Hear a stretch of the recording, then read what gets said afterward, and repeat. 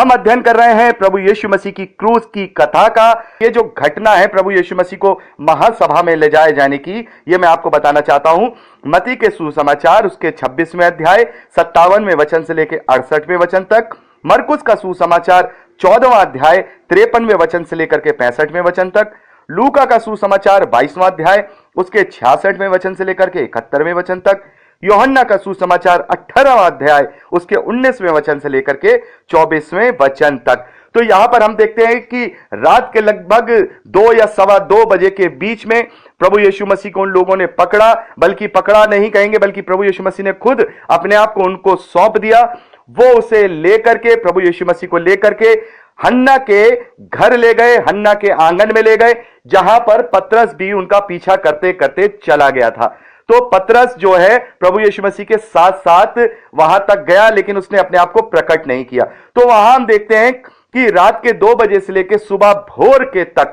अभी जो महायाजक लोग हैं, जो शास्त्री पुरनिये लोग हैं, अभी वो लोग इकट्ठा नहीं हुए हैं। वो लोग भोर होते ही, जैसे ही भोर होने वाली होगी वैसे ही वो सब लोग महासभा के रूप में इकट्ठा होंगे और उस पर वहां दोष लगाएंगे। वो इस बात का दोष लगाएंगे जिससे कि वो उसको मृत्यु दंड दे सकें। और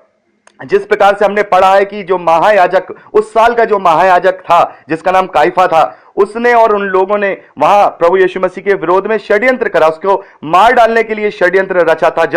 जब उन्होंने वहां पर महायाजक काइफा ने एक भविष्यवाणी की थी कि हमारे लिए एक पुरुष का मरना जरूरी है और इसके मारे जाने से जो रोमी साम्राज्य है वो यहूदियों पर जो अत्याचार है वो नहीं करेंगे, हमें मंदिर हमसे नहीं छूटेगा। ये सब हम अध्ययन कर चुके हैं। तो वहां पर जो उसने भविष्यवाणी की थी, एक महायाजक के रूप में जब उसने वहां पर भविष्यवाणी की कि इसका मारा जाना अवश्य, एक पुरुष का मारा जाना अवश्य है, तब उन्होंने प्रभु यीशु मसीह को मार देने का जो षड्यंत्र है उसको धार्मिकता का रूप दे दिया, एक धार्मिकता का जो है जामा पहना दिया। तो इसीलिए जब वो हन्ना के आंगन में है, तो हन्ना के आंगन में वो लोग और जो लोग वहां पर इकट्ठा हैं, उनके जो प्यादे हैं वो लोग और जो उनके लोग हैं, जो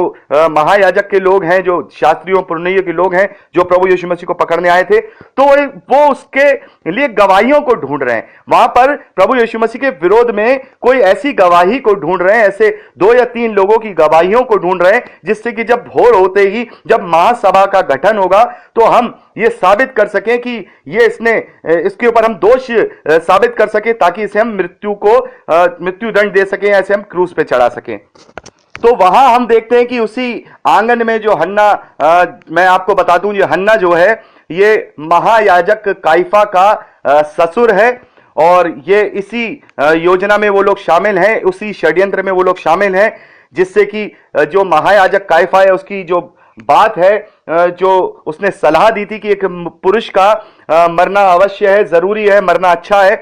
तो उसको पूरा करने पे वो लोग तुले हुए थे। तो वहां पर देखा कि बहुत से लोगों ने आकर के गवाहियां दी, लेकिन उन्होंने जो गवाहियां दी वो भी इस तरीके से पूरी नहीं बैठी जिससे कि उसको ईश्वरीय निंदा के दोष में मृत्यु दंड दिया जाए। तो लास्ट में हम देखते हैं 2 जन आते हैं, 2 जन आकर के गवाही देते हैं कि हाँ, हमने इसे कहते हुए सुना था कि इसने कहा था कि मैं मंदिर को ढा दूंगा और उसे तीसरे दिन फिर से खड़ा कर दूंगा। तो उन लोगों की गवाहियों के बीच में भी असमंजस नहीं था, उन लोगों की गवाहियों के बीच में भी एक जैसी बात नहीं थी। तो वो भी वहां पर वो बात दोष लगाने के लिए पूरी नहीं बैठी कि जिससे प्रभु यीशु मसीह को वो मृत्यु दंड दे सके। वो बार बार उसको गलत बातें कह रहे थे, उसकी निंदा कर रहे थे, उसे ठट्टों में उड़ा रहे थे, उसके साथ बेइज्जती वाला सलूक कर रहे थे, लेकिन प्रभु यीशु मसीह वहां चुपचाप खड़े थे। वो कोई जवाब उन्हें वहां नहीं दे रहे थे और पूरी तरह से निष्कलंक मेमने के समान, एक वध किए जाने वाले मेमने के समान वध होने की तैयारी में चुपचाप से उनकी सारी बातों को सह रहे थे, उनकी सारी जिल्लतों को सह रहे थे, उनकी सारे तानों को सह रहे थे, उनकी सारी बुरी बुरी बातों को सह रहे थे। तो लगभग 2 सवा 2 बजे से लेकर के भोर के समय तक, यानी कि भोर का समय हम ये समझेंगे कि जो ज्यादातर स्कॉलर्स हैं उन्होंने ये अनुमान लगाया है कि जब प्रभु यीशु मसीह जिस रात पकड़वाए गए थे, वो जो समय था वो अप्रैल का 1-2 तारीख का ही समय था। और उस समय में हम जब देखते हैं जो भोर का समय होता है, करीब सुबह 4:30 बजे से लेकर 5 बजे के बीच में जो भोर का समय होता है वो होता है तो करीब 2-3 घंटे तक वो लोग उसके विरोध में वहां गवाही को ढूंढते रहे। और वहां जब मुर्गे ने वहां बांग दी, यानी कि जब भोर का समय होता है तभी मुर्गा बांग देता है, तो हम देखते हैं पतरस भी वहां पर उसके आंगन में मौजूद था, उनके प्यादों के बीच में मौजूद था। उसने वो सारी चीजें, वो सारी घटना को वहां देखा, सुना कि कैसे उसके ऊपर वो दोष लगाए जा रहे। और उसी दौरान पतरस ने प्रभु यीशु मसीह का 3 बार इनकार किया। 3 बार वहां प्रभु यीशु मसीह का इनकार किया, जिसे प्रभु यीशु मसीह ने, जिसके विषय में भविष्यवाणी की थी कि पतरस, मुर्गे की बांग देने से पहले तू मेरा 3 बार इनकार कर चुका होगा। तो जैसे ही मुर्गे ने बांग दी, यानी भोर का जैसे ही समय निकट आया, पतरस 3 बार इनकार कर चुका था और वो पूरी तरह से टूट गया। फिर उसे वो याद आई बात और वो वहां से रोता हुआ चला गया। तो हम देखते हैं कि 2-3 घंटे तक वो लगातार उसकी जिल्लत करते रहे, उसकी बेइज्जती करते रहे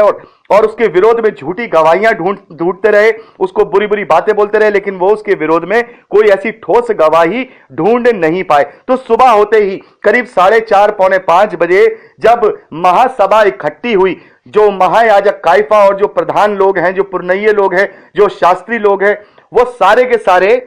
वहां पर इकट्ठा हुए और उन्होंने देखा कि ये इतनी देर तक भी ये लोग इसके विरोध में कोई ऐसी गवाही, ऐसी ठोस गवाही को यहां पर लेके नहीं आने पाए हैं जिससे कि हम इसे पिलातुस के सामने ले जा सकें और उसको मृत्यु दंड दे सकें। तब महायाजक काइफा उससे स्वयं सवाल करता है कि, और शपथ दे करके, लास्ट में काइफा ने प्रभु यीशु मसीह को शपथ दे करके कहा, तुझे जीवते परमेश्वर की शपथ, यदि तू परमेश्वर का पुत्र मसीह है तो हमसे कह दे। तो यहां पर प्रभु यीशु मसीह कहते हैं कि तूने अपने आप से उसकी गवाही दे दी जो मैं तुझसे कहना चाहता था, लेकिन अब मैं सिर्फ यही नहीं कहता कि मैं परमेश्वर का पुत्र हूं, ये वहां नहीं लिखा है, लेकिन ये कहने का मतलब प्रभु यीशु मसीह का यही था कि जो बात तू कह रहा है, जो तू मुझसे सुनना चाहता है, वो तूने आप ही कह दी, लेकिन मैं तुझसे और बड़ी बात कह रहा हूं कि अब तू जल्दी मुझे सर्वशक्तिमान के दाहिनी ओर बैठे हुए देखेगा और मुझे बादलों में से आता हुआ देखेगा। तो यहां पर प्रभु यीशु मसीह ने उससे भी बढ़कर बात की कि तू मुझे सर्वशक्तिमान के दाहिनी ओर विराजमान होते हुए देखेगा। तो यहां पर जो दाहिनी ओर विराजमान होने की जो बात है, यहूदी कल्चर में दाहिनी ओर बैठने का मतलब होता है समानता में आ जाना। किसी राजा की समानता में अगर कोई है तो वो राजा के दाहिनी ओर बैठेगा। तो दाहिनी ओर का मतलब होता है समानता में आ जाना, उसकी बराबरी करना। तो यहां पर उसने अपने, जो काइफा है, उसने अपने वस्त्र फाड़े, उसने कहा अब हमें ठोस सबूत मिल गया। तुम सब ने इसके मुंह से सुना कि अपने आप को इसने परमेश्वर के तुल्य बनाया है और इसने परमेश्वर की घोर निंदा की है और ये मृत्यु दंड के योग्य है। अब उन्हें वो बात वहां मिल गई। प्रभु यीशु मसीह ने स्वयं अपने आप से वहां पर अंगीकार किया कि तुम मुझे सर्वशक्तिमान के दाहिनी ओर विराजमान देखोगे और मुझे बादलों में से आते हुए देखोगे। तो यहां पर उन्हें कारण मिल गया। उस महासभा को वहां पर बहुत सारी गवाहियां जो थी वो ढूंढ रहे थे, अब उन्हें किसी गवाही की जरूरत नहीं। वहां पर काइफा कहता है कि अब हमें किसी गवाही की जरूरत नहीं है, क्योंकि अब हमने अपने कानों से सुन लिया कि ये परमेश्वर की निंदा करता है और ये मृत्यु दंड के योग्य है। और वो उसी समय वहां पर उसको भोर के समय ही, जब हम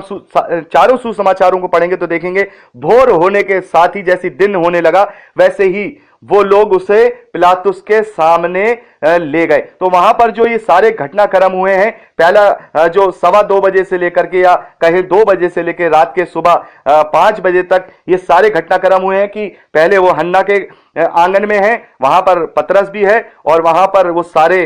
इस बात की चेष्टा करते हैं कि इसके खिलाफ कोई झूठी गवाही को वहां पर खड़ा कर सके, लेकिन वो कर नहीं पाए। और जैसी भोर होती है, मुर्गा बांग देता है, पतरस वहां से अपने गिलानी के अंदर रोता हुआ चला जाता है और फिर वो महासभा में प्रभु यीशु मसीह को काइफा और उन लोगों के बीच में लाया जाता है। वहां पर उनके जो वार्तालाप होते हैं उसके हिसाब से वो लोग प्रभु यीशु मसीह पर दोष को ढूंढ लेते हैं और फिर भोर होने के समय ही यानी थोड़ा सा जब दिन निकलता है, करीब हम इसको ऐसा समझेंगे कि करीब 5:30 बजे के आसपास सुबह वो पिलातुस के सामने उसको मृत्यु दंड दिलवाने के लिए ले गए। क्योंकि जो महासभा के जो महायाजक लोग हैं या मंदिर के रखवाले हैं, उनके पास ये अधिकार नहीं था कि वो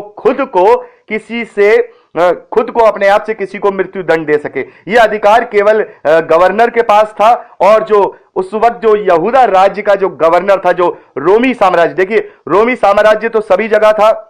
गलील भी रोमी साम्राज्य के अधिकार में था, और यहूदा का प्रदेश जहां पर ये यरूशलेम जिसकी राजधानी है, ये भी रोमी साम्राज्य के अंडर में था। लेकिन रोमी साम्राज्य ने सब जगह अलग अलग गवर्नर बैठा दिए थे। जैसे गलील में हेरोदेस, जो महान हेरोदेस, जो प्रभु यीशु मसीह के जन्म के समय जो हेरोदेस था, उसके मैंने आपको बता रखा है कि उसके बेटे थे, उन्होंने आपस में 4 राज्यों को बांट लिया था। और ऐसे ही यहां यहूदा के राज्य पे, यानी कि जहां पर प्रभु यीशु मसीह इस वक्त यरूशलेम में है, जिसकी यहूदा राज्य की जो राजधानी है, उसका जो गवर्नर था वो पिलातुस था। और पिलातुस के पास ये हक था कि वो किसी को भी मृत्युदंड दे सकता था। तो लेकिन उसके पास ले जाने के लिए उनके पास एक ठोस मजबूत दोष पत्र होना चाहिए, या दोष होना चाहिए, या मजबूत उसके खिलाफ बातें होनी चाहिए, जिससे कि वो उस गवर्नर के पास, पिलातुस के पास ले जाए और उसके द्वारा वो मृत्युदंड को वहां पर उसको दिलवा सके। तो यहां पर हम देखते हैं पूरे सुबह तक की हमने घटना को देख लिया। अब सुबह हो गई है, अब प्रभु यीशु मसीह को पिलातुस के सामने ले जाया जा रहा है ताकि उसे मृत्युदंड दिया जा सके। तो आज के लिए इतना ही। प्रभु आप सबको बहुत आशीष दे, आप वचन में बढ़ते जाएं। Praise the Lord. जय मसीह की।